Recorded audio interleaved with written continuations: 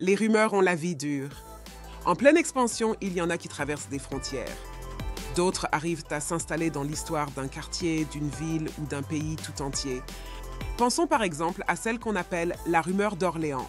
Cette histoire qui, en mai 1969, fut répandue dans la ville d'Orléans, en France. On racontait que des jeunes femmes européennes disparaissaient dans des cabines d'essayage de vêtements, dans des magasins appartenant à des juifs de la ville. On prétendait qu'elles étaient étourdies, mises dans des sous-marins, pour ensuite être transportées en secret vers d'autres pays où elles allaient être contraintes à se prostituer. On utilisait le terme de traite des blanches pour désigner ce prétendu trafic. Le sociologue Edgar Morin s'est même rendu sur les lieux avec son équipe pour mener une étude sur ce phénomène. En la même année, en collaboration avec quelques collègues, il a publié un livre qui a pour titre « La rumeur d'Orléans ». Oui, les rumeurs ont la vie dure. La stratégie la plus utilisée pour faire cesser une rumeur est généralement le démenti, c'est-à-dire une information visant à la contredire. Mais très souvent, malgré le démenti, la rumeur continue de circuler. Alors, qu'est-ce qui fait qu'une rumeur soit si difficile à combattre? Dans un article qui a pour titre « Fonction sociale de la rumeur », Patrick Charnitsky a proposé une réflexion dans laquelle on peut trouver quelques éléments de réponse à cette question. Il a publié cet article en 2007, dans une revue qui s'appelle Migration Société. Brièvement, nous allons évoquer quelques idées avancées par cet auteur, en lien avec la question de savoir pourquoi les rumeurs persistent. Bienvenue sur Chemin Connaissance.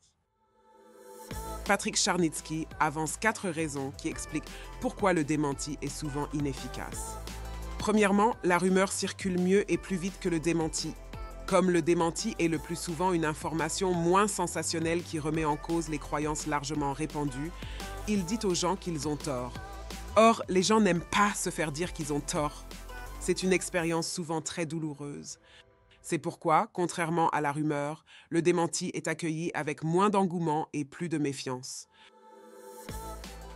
Deuxièmement, on prétend que le démenti a le pouvoir d'annuler la rumeur, en prouvant qu'elle n'est pas fondée, mais le démenti n'est pas toujours diffusé au bon moment. Il peut être trop précoce, dans ce cas il soulève des soupçons. Quand un démenti arrive trop tôt, on peut le prendre pour une confession. L'auteur du démenti paraît alors comme un accusé qui se défend avant même que le scandale éclate. À l'inverse, le démenti peut être trop tardif.